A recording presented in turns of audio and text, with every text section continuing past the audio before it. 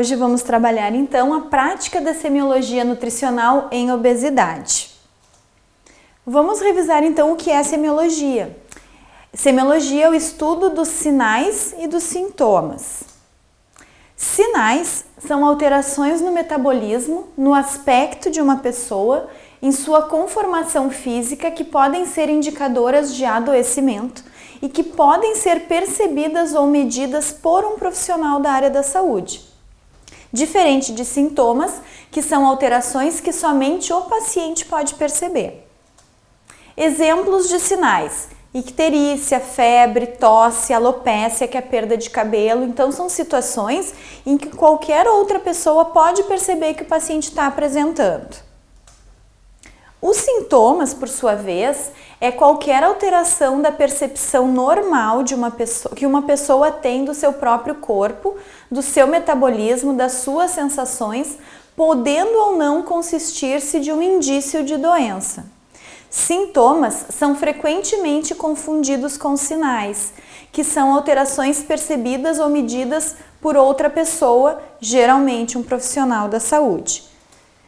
Então, os sintomas, eles são subjetivos, eles são sujeitos à interpretação do próprio paciente. Sintoma é algo que somente o paciente sente. Sinal é algo que o profissional da saúde identifica no paciente. A variabilidade descritiva dos sintomas varia enormemente em função da cultura do paciente, assim como da valorização que cada pessoa dá às suas próprias percepções. Por exemplo, a dor ela é variável de pessoa para pessoa. Tem pessoas que são mais resistentes à dor, tem pessoas que são menos resistentes à dor. Então, a queixa do sintoma vai depender muito da forma como o indivíduo percebe esse sintoma, se ele é suportável ou se ele é insuportável. Alguns exemplos de sintoma: sede, fome, dor, falta de apetite, são situações que só a pessoa pode dizer se está sentindo ou não e que intensidade ela está sentindo. Muitas vezes o sintoma não está relacionado à doença ou ele pode estar relacionado a uma doença. Em geral, um sinal está relacionado a algum processo patológico. A diferença entre sintoma e sinal é que o sinal é aquilo que pode ser percebido por outra pessoa sem o relato ou comunicação do paciente. Então, tosse, espirro, febre. E o sintoma é uma queixa relatada pelo paciente e que só ele consegue perceber, como a sede, a fome, a dor. O paciente obeso é uma caixa de surpresa de sinais e sintomas, porque a obesidade ela acarreta uma gama muito grande de complicações. Nós vimos numa aula anterior complicações metabólicas, dislipidemia, hiperglicemia, mas nessa aula nós vamos aprender ou nós vamos revisar, avaliar sinais e sintomas que o paciente obeso pode apresentar e que é bem variado de acordo com como a gente pode ver nessa figura. Começando então por acantoses nigricans. Acantoses nigricans é uma área escurecida que os pacientes que têm resistência à insulina podem apresentar.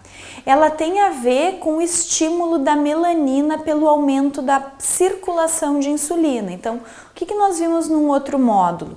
Que o paciente obeso ele faz resistência à insulina, então ele tem um tecido inflamado, que o tecido adiposo é um tecido de baixa e crônica inflamação, isso causa resistência à insulina, a insulina fica circulando, não atinge os receptores GLUT4. Essa insulina que fica circulando em resposta à hiperglicemia, ela acaba estimulando os melanócitos, que acabam escurecendo, em especial em determinadas regiões do corpo, principalmente nas dobras. Então, a acantoses nigricans é um marcador de resistência à insulina que muitos pacientes obesos apresentam, inclusive crianças. Xantelasmas são bolsas de gordura que se manifestam, que aparecem na face. normalmente refletem alterações do perfil lipídico, colesterol, triglicerídeos, são bastante desconfortáveis, esteticamente são feias e já nos mostram que esse paciente precisa fazer tratamento para o perfil lipídico. Todos os pacientes obesos têm xantelasma ou têm resistência à insulina? Não, mas uma grande parcela deles provavelmente vai apresentar. O diabetes, que é uma complicação natural do paciente obeso, ele tem uma gama de manifestações clínicas que a gente tem que estar atento para perceber. Já na hiperglicemia, antes mesmo de se ter o diagnóstico de diabetes, os pacientes já começam a manifestar alterações clínicas, né? Como sinais e sintomas que nós temos que observar durante a consulta lá na nossa anamnese. Os pacientes que têm polidipsia, que têm muita sede, a gente tem que ficar de olho se eles não estão com alteração no metabolismo da glicose. O paciente hiperglicêmico, ele também se queixa muito de fome, ele descompensa e essa descompensação se traduz por fome, porque o que acontece? No processo metabólico normal, as nossas células elas são dependentes de glicose para o metabolismo. Quando eu tenho um paciente obeso com resistência à insulina, ele tem glicose circulando no organismo, mas essa glicose não entra nos tecidos, principalmente nas células que são dependentes de GLUT4, tecido adiposo e tecido muscular. O que acontece? O organismo essa célula não recebe a glicose e entende que o organismo está com fome e começa a lançar mão de mecanismos que estimulem o apetite para que entre mais glicose, porque a glicose não está entrando na célula, embora ela esteja circulando no organismo. E isso faz com que este paciente tenha fome. Então, quando eu estou tratando um paciente hiperglicêmico, um paciente com diabetes, que ele começa a se queixar de fome constante, duas situações podem estar acontecendo. Ou ele não está respeitando o fracionamento da dieta que a gente está prescrevendo, ou ele está descompensado. E aí a melhor forma de compensar é efetivamente segurar a fome e seguir a dieta para compensar a glicemia e então melhorar dessa fome exagerada. Esse paciente hiperglicêmico, ele acaba tendo uma necessidade de perder glicose de alguma forma. Uma das formas é a forma osmótica. Então o paciente começa a urinar mais para que ele possa liberar glicose pela urina. Como ele urina mais, ele tem mais sede. Como ele tem mais sede, ele urina mais. Então faz parte do quadro clínico do paciente descompensado ou hiperglicêmico que ele faça mais xixi e que ele tenha mais sede. Dentro do quadro clínico também nós podemos observar uma perda de peso, porque esse paciente ele tem mais fome, mas ele não aproveita adequadamente esse nutriente que ele come, porque ele está com resistência à insulina. Então, muitas vezes, a primeira manifestação da descompensação do diabetes é a perda de peso. Eles começam a não aproveitar a glicose no momento em que eu não tenho glicose entrando na célula para ser utilizada como fonte energética, eu começo a lançar mão de outros nutrientes energéticos, como por exemplo a gordura. Então o organismo começa a oxidar a gordura e com isso existe muitas vezes uma perda de peso. Às vezes esses sintomas eles são mais prevalentes em pacientes que apresentam diabetes tipo 1 do que nos que apresentam diabetes tipo 2. Por quê? Porque no diabetes tipo 1 não existe a produção de insulina, então não entra nada de glicose na célula e a descompensação leva então a essas manifestações. No paciente com diabetes tipo 2, ele tem insulina circulante. Nem todos os receptores vão responder à insulina, mas alguns vão. Então esses sintomas eles não são os mais frequentes. Talvez poliúria e polidipsia, mas perda de peso e polifagia não muito. Aqui nós temos outras manifestações clínicas que são mais comuns em diabetes tipo 2. Por exemplo, desânimo, fraqueza e cansaço, Alterações visuais, então o paciente com diabetes ou o paciente hiperglicêmico, ele deve ser acompanhado por um oftalmologista, porque faz parte da complicação da hiperglicemia retinopatia diabética, que é uma perda lenta e progressiva da acuidade visual. E é importante que a gente tenha isso em mente para saber em que momento solicitar que esse paciente vá ao oftalmologista. Infecções frequentes na pele, na urina e nos genitais. O paciente diabético ou o paciente hiperglicêmico, a gente sabe que o estado de hiperglicemia, ele pode imunossuprimir o paciente. Ele diminui as defesas do organismo. Então, esses pacientes hiperglicêmicos, eles vão ter mais chance de infecções, principalmente de pele do trato urinário. E lesões em membros inferiores, principalmente nos pés, quando eles estão descompensados. Esses sintomas, de uma forma geral, esses sinais e esses sintomas, eles aparecem quando o paciente está hiperglicêmico, quando ele está descompensado. Se ele está normoglicêmico, isso não vai acontecer. Então, a gente tem que ficar atenta para as manifestações de uma descompensação através da hiperglicemia. Eles têm, então, o que se chama de pé diabético, onde eles podem fazer lesões bastante importantes, porque eles perdem a sensibilidade. Por que perde a sensibilidade? Porque eles têm neuropatia periférica, então eles acabam tendo glicação de proteínas em nervos e esses nervos vão perdendo a sua função. E isso faz com que eles tenham menor sensibilidade, principalmente nas extremidades, que chama de perda de sensibilidade na forma de luva e na forma de meia, porque é nos membros inferiores e muitas vezes nas mãos.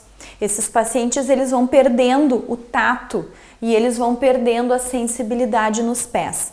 É um quadro bastante importante de complicação, porque como eles perdem a sensibilidade, eles podem machucar o pé com alguma pedrinha, com algum alicate, e eles não sentem a dor. E isso pode então ir aumentando, tornando-se uma ferida que vai ter uma dificuldade de cicatrização, e a principal causa de amputação de membros inferiores é o pé diabético no paciente diabético. Então, é importante que a gente pergunte para esse paciente se ele tem sensibilidade, se ele sente dor.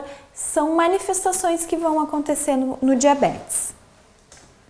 Aqui a gente tem o exemplo, então, mais claro do famoso pé diabético, da classificação das úlceras do pé diabético, né? Pacientes com úlcera neuropática, então, em função de neuropatia, úlceras isquêmicas por má circulação nos membros inferiores, que também é relativamente comum no paciente diabético. Então, eles vão fazendo lesões, e se eles não cuidam essas lesões, eles podem ter, então, que amputar os membros. Eles fazem também bastante fungo nas unhas, também uma manifestação clínica importante, porque eles não têm as defesas, né?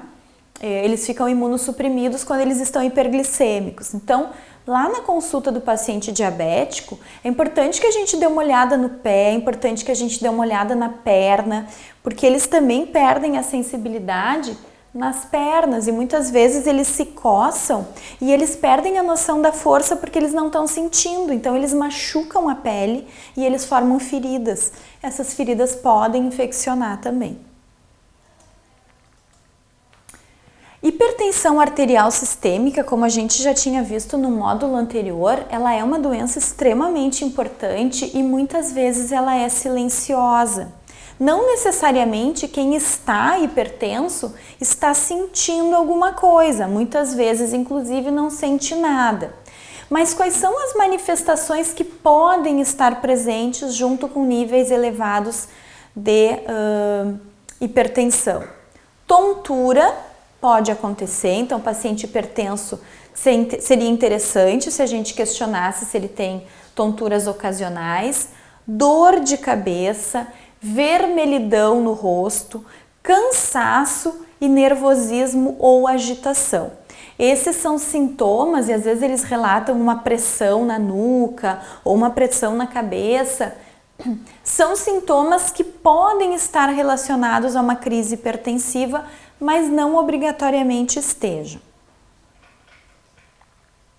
Aqui a gente tem uma outra sintomatologia que é importante se questionar em pacientes obesos, porque a gente sabe que, em função do risco de doença arterial coronariana, muitos desenvolvem angina. O que é angina? Angina é a famosa dor no peito. Por que a angina acontece? Porque a artéria que irriga o coração, ela vai ficando estreitada pela formação da placa de gordura. Com o passar dos anos, cada vez mais essa artéria vai diminuindo a sua luz, porque a placa de gordura vai crescendo. Quanto mais fator de risco esse indivíduo tem, maior a progressão da placa de gordura.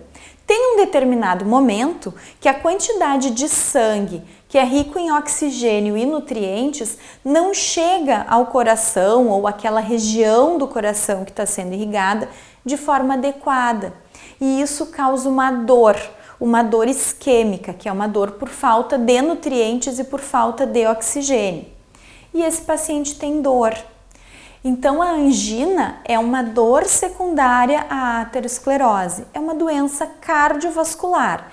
E a gente pode dizer que a angina é a primeira fase de um infarto. Por quê? O que é o infarto agudo do miocárdio? Não botei aqui, vou botar mais adiante um pouquinho. O infarto agudo do miocárdio é quando obstrui a artéria e não passa mais o sangue, ou seja, o sangue não chega naquele tecido com oxigênio e com nutrientes. E aí existe uma morte tecidual que não vai se recuperar mais, ou que vai se recuperar em pequena quantidade, em pequeno volume. Todo paciente morre de infarto? Não, porque o infarto agudo fulminante, ele depende da região afetada, da artéria comprometida. Tem muitas pessoas que têm infarto, que têm um desconforto anginoso, infartam naquele momento e nem sabem. Descobrem depois quando vão fazer um exame de rotina, um eletrocardiograma, e que encontram uma área no eletro que é uma área infartada. Então temos que ficar atentos para os sinais de angina. Porque quando a gente tem um paciente com sinais de angina, a gente já sabe que ele tem placa de gordura, temos que cuidar, os lipídios, a glicemia. Insuficiência cardíaca é quando o coração cansa de trabalhar. Por que ele cansa de trabalhar? Muitas vezes porque ele tem angina, ou seja, não chega nutrientes nem oxigênio, ele tem que trabalhar mais, ou quando ele infartou, ou seja, uma área dele parou de funcionar. A insuficiência cardíaca é a via final, a doença final de muitas doenças do coração. Então, se nós temos um número crescente de pacientes obesos e um número crescente de pacientes com doença cardiovascular, a gente já pode imaginar que existe também um número bastante grande de pacientes com insuficiência cardíaca. A insuficiência cardíaca, em função do coração não estar batendo como deveria, ela acaba apresentando uma série de manifestações clínicas. Dentre essas manifestações, o edema de membros inferiores é uma manifestação importantíssima. Então é importante que na consulta da nutrição, lá na nossa consulta, junto com a avaliação clínica, nós façamos uma avaliação, um exame físico. Nesse exame físico, nós vamos tocar no pé do paciente, no tornozelo do paciente. A gente sabe que um edema nessa região aqui de membros inferiores, pé, já reflete uma retenção de líquido no organismo de 1 a 2 quilos. Se esse edema for subindo, por exemplo, quando ele chega lá no joelho, ele já está mostrando uma retenção hídrica em torno de 5 quilos de líquido. Se ele vai mais adiante, lá na coxa, já tem uns 6 a 7 litros de retenção. Se eu consigo fazer esse cacifo afundar a pele só com a pressão do dedo, lá na coxa é porque ele já tem muito líquido retido no organismo. E quando a gente observa que isso se espalha inclusive para as mãos, e esse edema ele pode ser generalizado, o nome disso é anasarca, o paciente fica com os dedos bem gordinhos, a gente consegue fazer isso aqui na mão, o olho fica inchado, esse paciente pode ter mais de 10 litros de retenção hídrica. Então, nessa situação aqui, restringir sal não é muito importante. É importante que ele evite alimentos ricos em sódio, mas eu não preciso ainda tirar o sal. Agora, conforme ele vai inchando, retendo mais líquido, aí é importante que eu efetivamente tire o sal da alimentação desse paciente. Então, aqui é o exame físico, a semiologia nutricional no paciente obeso, que eu sei que tem predisposição a edema, já me ajudando na conduta nutricional. E eu tenho que ter os argumentos para prescrever e orientar o paciente por que eu estou tirando o sal, ou por que eu estou controlando os líquidos, enfim. Então, a insuficiência cardíaca, ela cursa com edema de membros inferiores, cansaço e dispneia.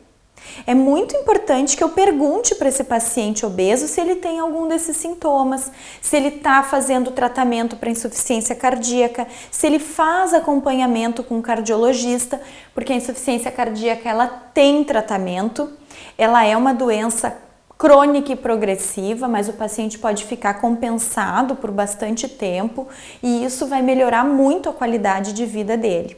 Lá na avaliação que a gente faz do paciente, é importante que eu verifique através do inquérito alimentar se o cansaço do paciente está dificultando que ele coma. Porque como eles ficam muito cansados e inchados, muitas vezes eles começam a comer menos porque eles preferem respirar do que comer. Então esse paciente começa a perder peso e muitas vezes esse peso é mascarado no índice de massa corporal, porque quando bota ele na balança ele está inchado, mas não necessariamente ele tem massa gorda ou massa magra.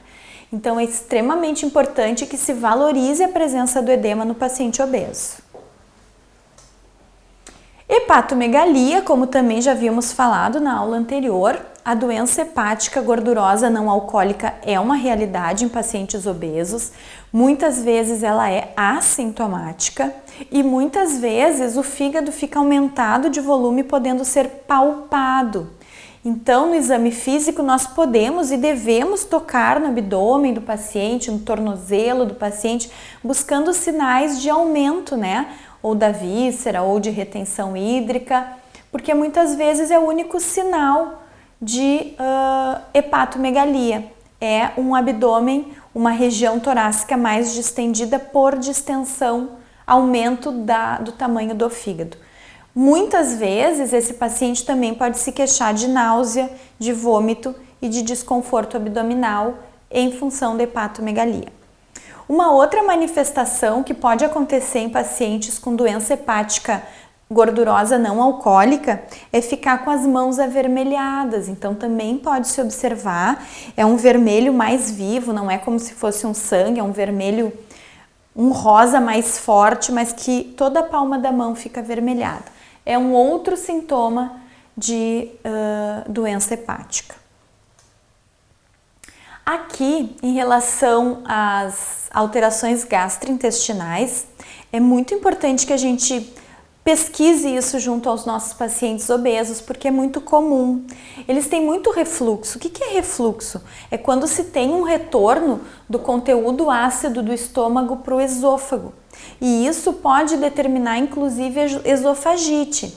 A esofagite, ela é considerada uma condição pré-maligna do esôfago. Por quê? Porque o conteúdo ácido do estômago volta e fica agredindo a célula da mucosa do esôfago, que se chega a inflamar, muitas vezes pode mudar a sua conformação e talvez desencadear uma neoplasia futuramente. Além do que, pacientes com refluxo, com esofagite, são pacientes que têm muito desconforto, muita queimação, muita dor e muitas vezes medidas gerais, não necessariamente alimentares, mas evitar que o paciente fique muito tempo sem se alimentar, evitar que o paciente deite após as refeições, podem ser medidas que ajudam o paciente a melhorar desses sintomas. Orientar que o paciente mastigue bem os alimentos. É péssimo para um paciente que tem refluxo que ele faça poucas refeições em grande volume. Então são medidas gerais que nós podemos ajudar esse paciente. Hérnia também é um achado relativamente comum. O que o paciente com hérnia vai sentir? Azia, muita azia. Então, azia pode ser refluxo, pode ser esofagite, pode ser hérnia. O que é a hérnia? É quando a porção inicial do estômago desliza pelo hiato diafragmático e passa para o estômago. Então, essa porçãozinha aqui do estômago sobe para o esôfago. Isso causa bastante desconforto, isso vem acompanhado de ácido e, obviamente, dói, causa azia. Isso vem acompanhado de dor, desconforto, muitas vezes, porque pressiona áreas adjacentes, como a área do pulmão, podendo causar até mesmo tosse nesse paciente. Então, essa parte gastrointestinal ela deve ser bastante pesquisada e logo na sequência nós vamos falar de dispepsia funcional.